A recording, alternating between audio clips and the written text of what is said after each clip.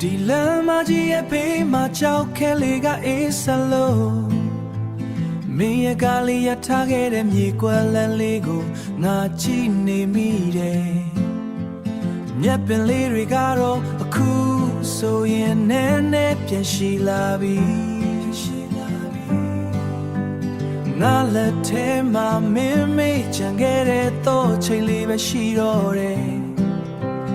ဒီနေရာမှာပဲတို့တွေအကြာကြီးစကားပြောခဲ့ဘူးတာပေါ့ဒီလမ်းဟောင်းကြီးကဝေးကြီးကိုစံတန်းသွားတယ်မင်းလဲအဲ့ဒီလမ်းတိုင်းထွက်ခွာသွားခဲ့ပြီပေါ့ငါကတော့ဒီနေရာလေးမှာပဲအမတ်တရားတွေကိုဖတ်တွယ်လို့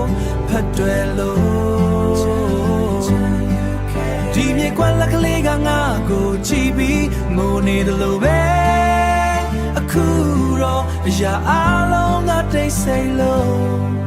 လေကတိုးတိုးလေးတိုက်ခတ်တဲ့သေရချောက်တွေကြွေချလို့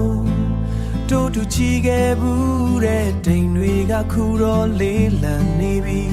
လမ်းဘေးကတက်တိုင်တွေကထီကျန်စွာနဲ့စောင့်နေကြတယ်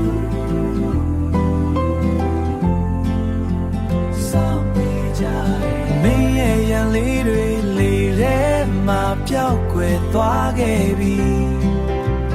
မိုးရေစက်တွေကမြေကြီးပေါ်ကိုဖြည်းဖြည်းချင်းကျလာတယ်ငါမင်းကိုမတားခဲ့ပါဘူးမင်းသွားခြင်းနဲ့လမ်းကိုသွားပါ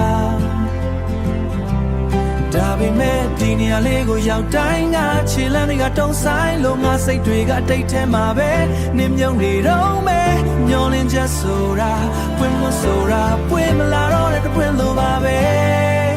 ဒီလမ်းဟောင်းကြီးကဝေးကြီးကိုစံတန်းသွားတယ်မင်းလဲအဲ့ဒီလမ်းတိုင်းထွက်ခွာသွားခဲ့ပြီပေါ့ငါကတော့ဒီနေရာလေးမှာပဲအမတ်တရားတွေကိုဖတ်တွယ်လို့ဒီမြေကွက်လက်ကလေးကငါကိုကြည့်ပြီးငိုနေတယ်လို့ပဲအခုတော့အရာအလုံးကတိတ်ဆိတ်လို့